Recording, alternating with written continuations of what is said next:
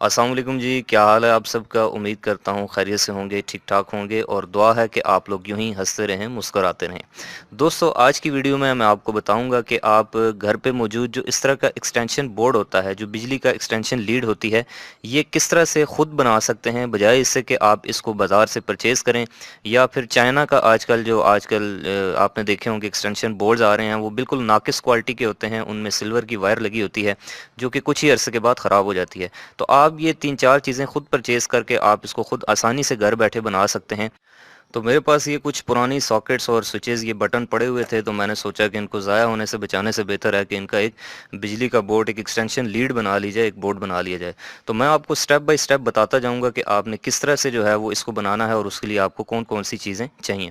तो सबसे पहली चीज़ जो हमें चाहिए दोस्तों, वो है एक इस तरह का प्लास्टिक का बोर्ड, जो कि आपको किसी भी इलेक्ट्रिकल की जो वायरिंग की दुकानें वगैरह होती हैं, वहाँ से मिल जाएगा और ये तकरीबन 40 या 50 रुपए का आपको मिल जाएगा। तो इसके अंदर मैं आपको बताऊँ तो ये 6 होल्स बने हुए हैं, 1, 2, 3, 4, 5, 6, क्योंकि मैंने इसके अंदर 4 सॉकेटें और 2 स्विचेज़, 2 बटन लगाने हैं। उसके बाद दोस्तों दूसरे नंबर पे आपको चाहिए होगी एक कॉपर की तार, डुअल कोर केबल, जिसके अंदर इस तरह से जो है वो 2 वायर्स होती हैं, एक केबल है, 2 वायर्स हैं और ये 44-76 इसका साइज़ है, यानी कि 44-76 तार लेनी है और ये आपने याद रखना है कि ये हमेशा कॉपर में लेनी है। अगर आपने ये सिल्वर में ले ली तो फिर आपका जो एक्सटेंशन बोर्ड है वो चंद ही अरसे के बाद ख़राब हो जाएगा। अब ये कैसे पता चलेगा दुकान पे जाके कि आपको ये तार ओरिजिनल कॉपर की है या फिर लोहे की है, सिल्वर की है, क्योंकि आजकल आपको पता है मार्केट में जो है वो किस तरह का मटेरियल आ रहा है। तो अगर आप जानना चाहते हैं कि एक ओरिजिनल कॉपर वायर को कैसे चेक करते हैं, कैसे टेस्ट करते हैं, तो उसके लिए मैंने एक ऑलरेडी वीडियो बनाई हुई है। आप इस जगह के ऊपर जो आई का आइकन है, इसके ऊपर क्लिक करके वो वीडियो देख सकते हैं, या फिर इस वीडियो के डिस्क्रिप्शन में भी उसका लिंक है, वहाँ से जाके वो वीडियो देख सकते हैं। उसके बाद दोस्तों हमें चाहिए होंगे इस तरह के बटन्स, जिनको हम स्विचेस भी कहते हैं, सिंगल वे स्विच, और ये मैं 2 इस्तेमाल कर रहा हूँ। और इस तरह की जो है वो सॉकेट सही होंगी, ये जिसमें 2 सुराख होते हैं, इसको सॉकेट कहते हैं, और ये मेरे पास 4 हैं। और इसके अलावा इस तार की दूसरी साइड पे लगाने के लिए आपको इस तरह का एक 2 पिन प्लग चाहिए, जिसको लोग शू भी बोलते हैं, वैसे इसका नाम जो है वो प्लग है। और जो टूल्स हम यहाँ पे इस्तेमाल करेंगे वो सिर्फ एक स्क्रू ड्राइवर और एक प्लास अगर आपके पास हो तो आप ये बोर्ड बना सकते हैं, ज़्यादा टूल्स की ज़रूरत आपको नहीं पड़ेगी। अब सबसे पहला स्टेप दोस्तों, सबसे पहला काम हमने ये करना है कि हमने ये जितनी भी हमारे पास ये सॉकेट्स और स्विचेस हैं, इनको इन होल्स के अंदर, इन जगहों के अंदर लगा देना है। और उसकी तरतीब आप अपनी मर्ज़ी से रखेंगे, जैसे मैं यहाँ शुरू में एक बटन लगाना चाह रहा हूँ, उसके साथ एक सॉकेट, फिर एक बटन और आगे 3 सॉकेट्स में जो है वो उस बटन से कंट्रोल करूँगा। तो चलिए मैं आपको बताता हूँ कि आपने किस तरह से लगानी। उसके लिए आपने सबसे पहले ये कर लेना है कि ये जितने भी आपके पास बटन्स हैं, उनके ये जो साइडों पे जो 2-2 नट लगे होते हैं, इसी तरह यहाँ पर भी लगे हुए हैं, इनको आपने सबसे पहले सारों को एक ही बार खोल लेना है, रिमूव कर लेना है। तो ये मैंने सारे नट्स जो हैं वो एक ही साथ उतार दिए हैं, इनको मैं फ़िलहाल यहाँ पे रख लेता हूँ। उसके बाद हमने इन बटनों और सॉकेटों को जो है वो इसके अंदर ऐसे लगा देना है, जैसे मैं आपको बता रहा हूँ। सबसे पहले जो है वो ये मैं स्विच इस जगह के ऊपर लगाना चाह रहा हूँ, तो ये देखें, इसके ये 2 सुराख बने होते हैं, यहाँ पे इस बटन को लगा दिया और इसके साथ हम एक सॉकेट लगा लेंगे। और इनकी डायरेक्शन का जो है वो आपने ख़ास ख्याल रखना है, उल्टे नहीं लगाने। उसके बाद मैं एक और बटन लगा लेता हूँ यहाँ पर, और उसके बाद आगे ये 3 सॉकेट्स जो हैं वो तरतीब से इसके साथ लगा लेता हूँ।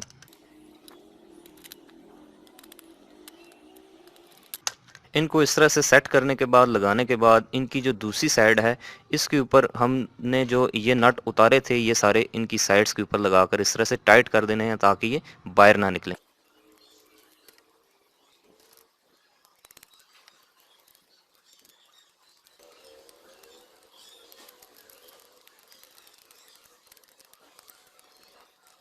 तो ये सब करने के बाद दोस्तों, अब हमने करनी है इसकी वायरिंग, और उसके लिए हमें चाहिए तार के सिर्फ इतने से 2 पीसेस। और ये दोनों ब्लैक भी हो सकते हैं, दोनों रेड भी हो सकते हैं, आपके पास कोई भी वायर हो आप उसके साथ इसकी वायरिंग कर सकते हैं। और ये ज़रूरी नहीं होता कि दोनों का जो कलर है वो एक काली हो और दूसरी रेड हो। और इसका ये मतलब भी नहीं है कि अब रेड तार है, सुर्ख तार है, तो इसमें सुर्ख रंग की करंट होगी, और काली है तो इसमें काली रंग की करंट होगी। बल्कि ये सिर्फ आइडेंटिफिकेशन के लिए जो है वो रंगों में इनको तकसीम किया जाता है, इनको कलर्स जो है वो दिए जाते हैं, ताकि पता चल जाए कि फेज़ कौन सा है और न्यूट्रल कौन सा है। फेज़ के लिए यानी कि गर्म तार के लिए, लाइव के लिए अमूमन रेड कलर इस्तेमाल किया जाता है, और जो ठंडी तार जिसको आप लोग बोलते हैं यानी कि न्यूट्रल वायर, उसके लिए हम काले रंग की जो वायर है उसको हम इस्तेमाल करते हैं, लेकिन इनके अंदर जो कंडक्टर्स हैं ये कॉपर के होते हैं, सेम ही होते हैं। तो अब सबसे पहला स्टेप ये है कि हमने ये जितने भी इनके ऊपर ये देखें स्क्रू लगे हुए हैं, मैंने ऑलरेडी ढीले कर लिए हैं, खोल लिए हैं, और तो इन सब को आपने सबसे पहले थोड़ा थोड़ा लूज कर लेना है। मैं आपको बताऊं तो ये बोर्ड जो है वो इस तरह से इसके अंदर लगता है, और ये जो वायर है ये इस सुराख से अंदर जाती है। तो सबसे पहले जो है हमने भूलना नहीं है, ये जो वायर है इसको इस होल में से गुजार के उसके बाद जो है हमने वायरिंग स्टार्ट करनी है। इसको होल में से गुजारने के बाद बेहतर ये रहता है कि आप इसको यहाँ पर एक गिठान दे दें। इसका फ़ायदा ये होता है कि अगर कहीं पीछे तार के ऊपर लोड वगैरह पड़े या ये इसको लटकाना पड़े, तो उसके बाद ये वायर चूंकि इसके अंदर जो है वो इस स्क्रू के अंदर नीचे लगी होती है, तो उसके बाद ये यहाँ से निकलती नहीं है। इन वायर्स को जो है हम थोड़ा थोड़ा सा जो है वो छील लेते हैं। अब दोस्तों सबसे पहला स्टेप, जो सबसे पहला काम आपने करना है वो ये करना है कि ये देखें ये आपके 220 वोल्टेज यहाँ पे आ रहे हैं। जो मेन आपकी जो वायर है इसमें से जो 220 वोल्ट हैं ये इन दो तारों के जरिए आ रहे हैं। एक इसकी जो है वो गर्म तार यानी कि फेज़, और दूसरी न्यूट्रल। तो जो फेज़ वायर है ये आपने हमेशा याद रखना है, यहाँ पे कभी भी गलती नहीं करनी। फेज़ तार हमेशा स्विचेस में लगती है। ये देखें ये दो बटन है जो वाइट कलर के हैं ना, ये वाले, ये जो बटन है ये स्विचेस हैं, और ये जो ब्लैक वाली हैं ये चारों सॉकेट्स हैं। तो जो फेज़ वायर है ये हमेशा पहले आएगी स्विच की एक साइड पे, आप नीचे वाली साइड पे दे दें, तो यहाँ पे आपने लगा देनी है, और उसके बाद दूसरे स्विच की भी नीचे वाली साइड जो इनपुट साइड है उसके ऊपर हमने लगा देनी है।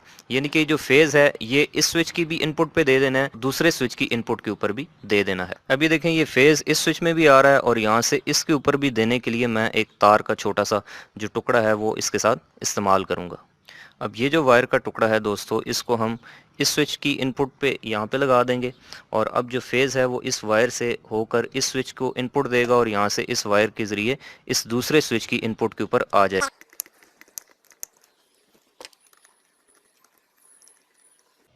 आप यहाँ पर देख सकते हैं कि जो फेज़ वायर है वो हमारी इस स्विच की इनपुट पे आई, और यहाँ से दूसरे स्विच की भी इनपुट के ऊपर आ गई। बस ये जो वायर है ये आपने इतनी ही मूव करनी है, और इसके साथ ये जो न्यूट्रल वायर है ये हमने इन स्विचेस के अंदर नहीं देनी, याद रखना है। अब दोस्तों मैं आपको बताऊं तो ये जो हमारा फेज़ है, जो सप्लाई का फेज़ है, ये इस स्विच की इनपुट के ऊपर भी आ रहा है नीचे, और यहीं से इस वायर के ज़रिए इस दूसरे स्विच की इनपुट के ऊपर भी आ रहा है। अब हमने चूँकि इस सॉकेट को इस बटन से कंट्रोल करना है, तो हम यूं करेंगे कि इस स्विच की दूसरी साइड से एक वायर निकाल के इस सॉकेट की एक साइड के ऊपर लगा देंगे। उससे ये होगा कि जैसे ही हम इस बटन को ऑन करेंगे तो उसके बाद ये जो फेज़ है ये इस स्विच के अंदर से होता हुआ उस वायर के ज़रिए इस सॉकेट में आ जाएगा, और ये सॉकेट कंट्रोल होगी। और ये जो चारों सॉकेट्स हैं इनकी जो दूसरी साइड है वहाँ पे हमने न्यूट्रल दे देनी है। ये जो सप्लाई की न्यूट्रल है ये डायरेक्टली इन चारों सॉकेट्स की एक एक साइड के ऊपर पहुँचा देनी है। तो चलिए पहले ये जो न्यूट्रल वायर है इनको इस सॉकेट्स के साथ लगा लेते हैं। तो उसके लिए ये वायर आपने इस एक सॉकेट में देनी है, और उसके बाद एक लंबी वायर के ज़रिए इन चारों सॉकेट्स को कॉमन कर देना है, ताकि ये न्यूट्रल जो है वो इस सॉकेट में और उसके बाद इन तीनों सॉकेट्स के अंदर भी चली जाए। तो अब दोस्तों ये जो न्यूट्रल वायर है इसको हम इस पहली सॉकेट के अंदर इस तरह से इंसर्ट कर लेते हैं, और अब ये एक वायर मैंने इस तरह से इसकी शेप दे दी है, और ये इस न्यूट्रल को यहाँ से आगे इन तीनों सॉकेट्स के साथ कॉमन कर देगी। और चूंकि मैं इसको इन तीनों के साथ लगाना चाहता हूं तो मैं इस सारी की इंसुलेशन यहाँ से रिमूव कर।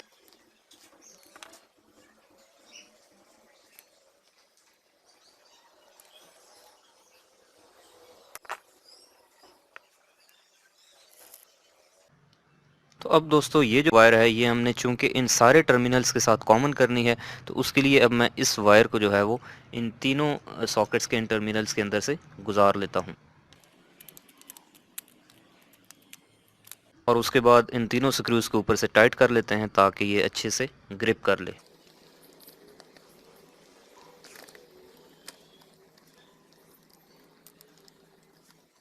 इसके बाद इसका ये जो दूसरा टर्मिनल है इसको यहाँ पे लगा लेते हैं जहाँ पे जो मेन न्यूट्रल जो हमारी ब्लैक वायर है वो आ रही थी, और उसके बाद यहाँ से इसको ऊपर से हम किसी स्क्रू ड्राइवर की मदद से टाइट कर देंगे। तो अब दोस्तों आप यहाँ पर देख सकते हैं कि सबसे पहले जो हमारा फेज़ है वो इस स्विच में आया और यहाँ से हमने इसको दूसरे स्विच की इनपुट के साथ भी कॉमन कर दिया, और जो हमारी मेन न्यूट्रल आ रही है वो इस सॉकेट में भी आ रही है और यहाँ से इस वायर के ज़रिए इन सारी सॉकेट्स में ऑलरेडी हमने पहुँचा दी है, कॉमन कर दी है। अब दोस्तों मैं चाहता हूँ कि मेरा जो पहला बटन है, पहला स्विच है, इससे मैं इस सॉकेट को कंट्रोल करूँ, और जो दूसरा मेरा स्विच है, जो दूसरा बटन है, इससे मैं चाहता हूँ कि इससे जो आगे वाली 3 सॉकेट्स हैं ये तीनों कंट्रोल हों।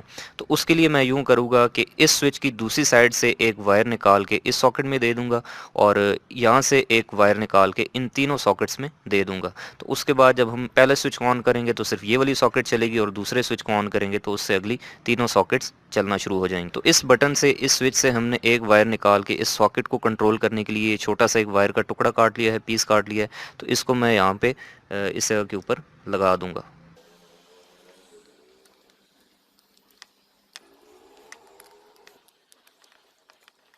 तो अब जिस तरह से दोस्तों हमने इस फेज़ वायर को जो है वो इस बटन से निकाल के इस सॉकेट में पहुंचाया है, तो चूंकि हम इस बटन से, इस स्विच से इन तीनों सॉकेट्स को कंट्रोल करना चाहते हैं, तो इससे निकाल के अब ये वाली जो वायर है इसको यहाँ से निकाल के इन तीनों सॉकेट्स के साथ हम शॉर्ट कर देंगे। तो इसकी जो एक टर्मिनल है ये मैं इसके अंदर लगा लेता हूँ, यहाँ पे इस टर्मिनल के अंदर, और यहाँ से इस सारी की इंसुलेशन उतार के इन तीनों टर्मिनल्स को आपस में कॉमन कर देता हूँ, शॉर्ट कर देता हूँ।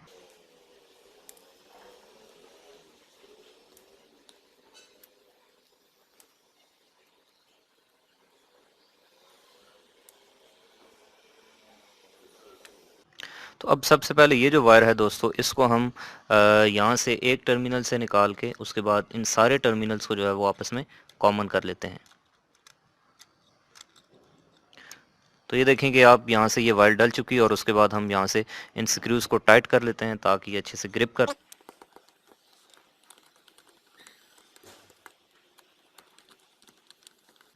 तो आप देख सकते हैं दोस्तों कि हमारी जो वायरिंग है ये कंप्लीट हो चुकी है। सबसे पहले जो फेज़ वायर है वो हमारी इस पहले बटन में आई है यहाँ से, और यहाँ से दूसरे बटन में भी इसके नीचे वाली साइड पे, दोनों के नीचे वाली साइड पे चली गई है। और उसके बाद हमने चूंकि इस सॉकेट को इस बटन से कंट्रोल करना था तो हमने इसकी दूसरी साइड से इसमें दे दी वायर, और इसकी दूसरी वायर से आगे इन तीनों सॉकेट्स को कॉमन कर दिया।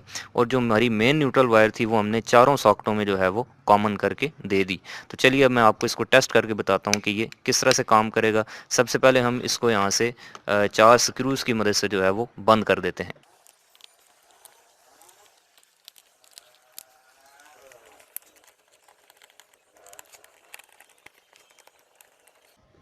और अब जो हमारी एक्सटेंशन लीड की इस बोर्ड की जो तार है इसके आगे हमने ये जो प्लग है ये लगाना है। तो इसका बड़ा आसान सा तरीका है, उसके लिए आपको इस स्क्रू को जो है वो सबसे पहले ऐसे ओपन करना पड़ेगा। ओपन करने के बाद आपको इसमें से जो है वो कुछ इस तरह की चीज़ जो है वो बरामद होगी। तो सबसे पहले आपने ये करना है कि इसकी ये जो प्लास्टिक बॉडी है, जो कवर है, इसको आपने इसमें से गुजार लेना है, और उसके बाद ये जो दोनों इसके स्क्रू बने हुए हैं इनको थोड़ा थोड़ा लूज़ करके उसके बाद इन दोनों वायर्स को किसी भी तरतीब के साथ आपने इन दोनों के अंदर लगा देना।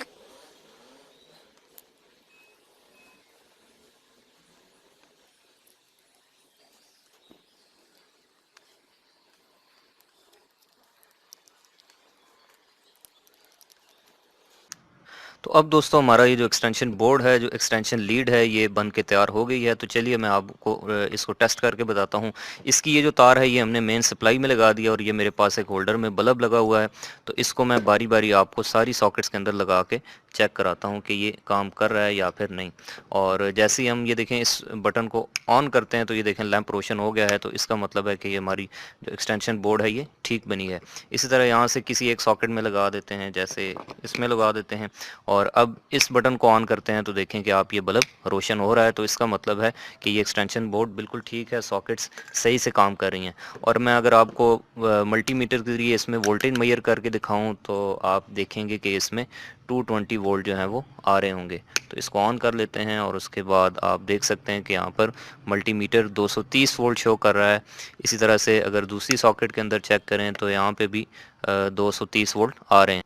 तो दोस्तों मैं उम्मीद करता हूँ कि आपको पता चल गया होगा कि हम खुद जो है वो चीज़ें ख़रीद के बाज़ार से किस तरह से घर बैठे एक्सटेंशन लीड या एक्सटेंशन बोर्ड बना सकते हैं। तो अगर आपको ये वीडियो अच्छी लगी है और आपको ये तरीका समझ आया है तो आप इसको लाइक करें वीडियो को और अपने दोस्तों के साथ शेयर करें। और अगर आप चाहते हैं कि आपको आइंदा भी इस तरह की इंटरेस्टिंग वीडियोज़ जो इलेक्ट्रिकल से रिलेटेड हैं वो मिलती रहा करें, तो आप मेरे इस यूट्यूब चैनल एजे इलेक्ट्रिक को सब्सक्राइब करके बेल आइकन दबा लें। मिलते हैं नेक्स्ट वीडियो में, तब तक के लिए अपना बहुत सा ख्याल रखिएगा। अल्लाह हाफ़िज़।